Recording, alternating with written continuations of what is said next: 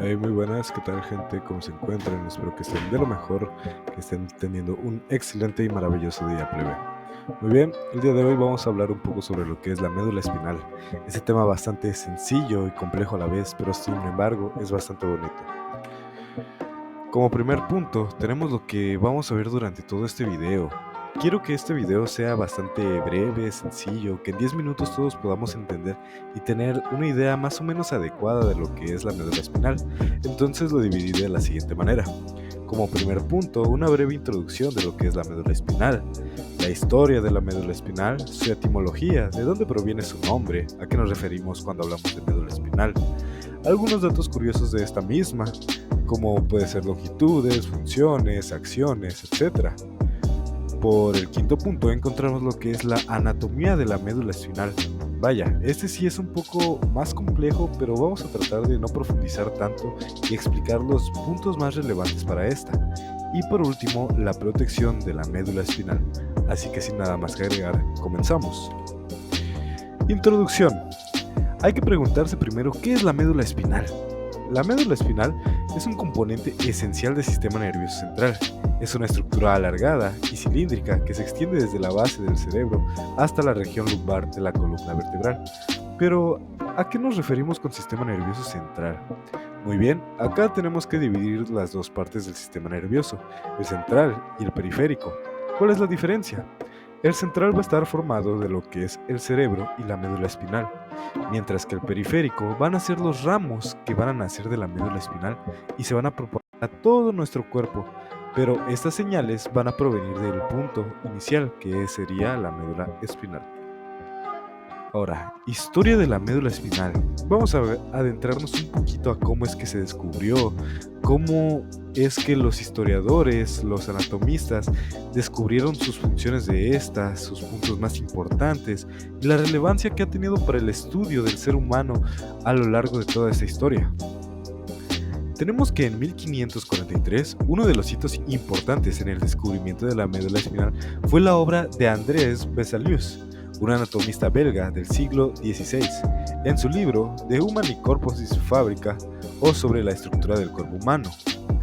A medida que avanzaba la ciencia, los anatomistas posteriores como Santiago Ramón y Cajal en el siglo XIX realizaron investigaciones pioneras en el sistema nervioso, utilizando técnicas de tinción para visualizar las células nerviosas y comprender mejor su función. Ahora, en la actualidad, esto ha ido cambiando algunos datos generales, vaya. Podemos explicar que ha tenido varios avances, como por eso en el siglo XX, con el abastecimiento de la tecnología moderna, como la microscopía electrónica y las técnicas de neuroimagen.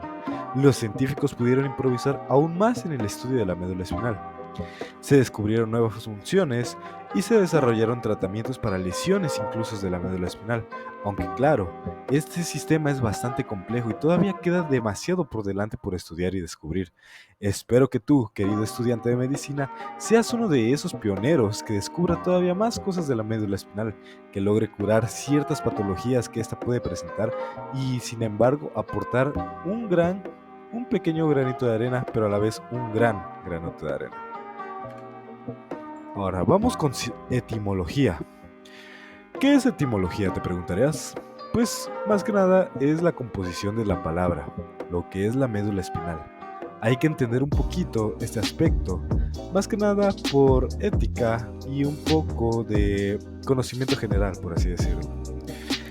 Bueno, tenemos que su etimología, la palabra médula espinal tiene su origen del latín médula, proveniente del término latino medulla, que significa médula o tuétano.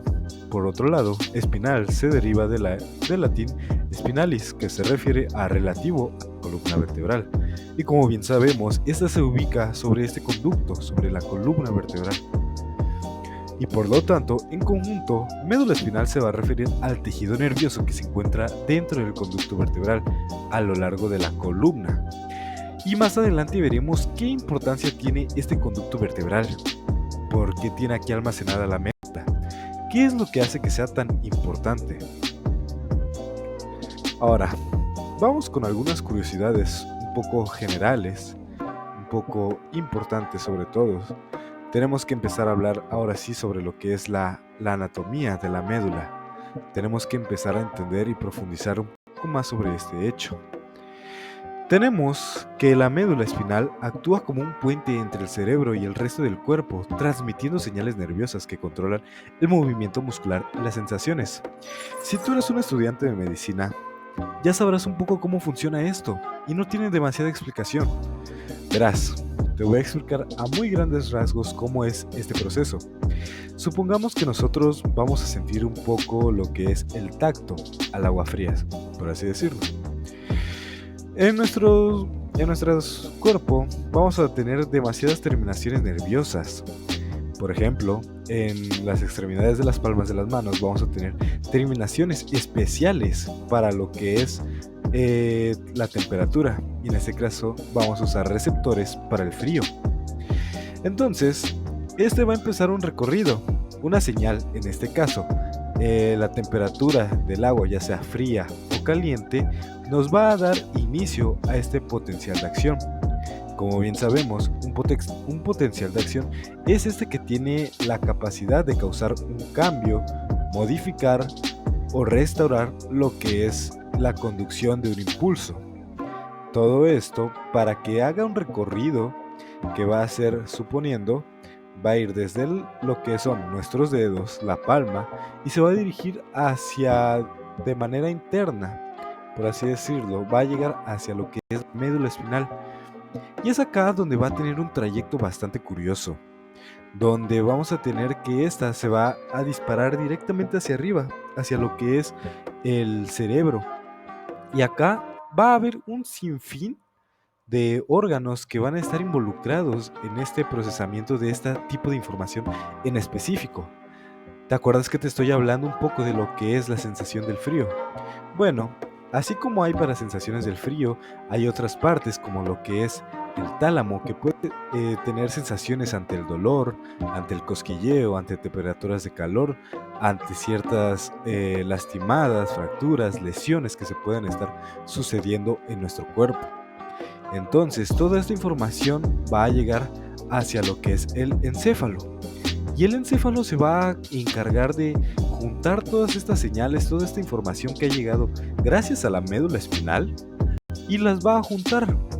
Las va a juntar, va a decir, pues mira, acá tenemos que estamos sintiendo algo frío. Entonces vamos a enviar otra señal. Hay que enviar otra señal para, no sé, quitar nuestra mano o dejarla ahí otro momento. Tal vez es cálido o es frío, pero a gusto para nosotros. Entonces, este proceso va a volver a ir hacia abajo. Otra vez pasa del encéfalo, tálamo, todo lo que es el tronco encefálico, llega nuevamente hacia la médula espinal. Y es aquí que nuevamente discurre toda esta señal hacia donde era el punto inicial. Y acá vamos a tener lo que es un efecto. Entonces, ya con esto tenemos más o menos la idea de cómo es la fisiología de la médula espinal, la cual se va a encargar de distribuir todas las señales, tanto externas como internas, que nosotros sintamos hacia el resto del cuerpo. Vamos a hablar un poco de su anatomía, de una manera muy general, muy sencilla de entender. Tenemos que a nivel microscópico van a existir diversas estructuras, las cuales van a ayudar a la transmisión de los impulsos nerviosos. La médula espinal tiene una forma cilíndrica y ligeramente aplanada en su parte dorsal y ventral.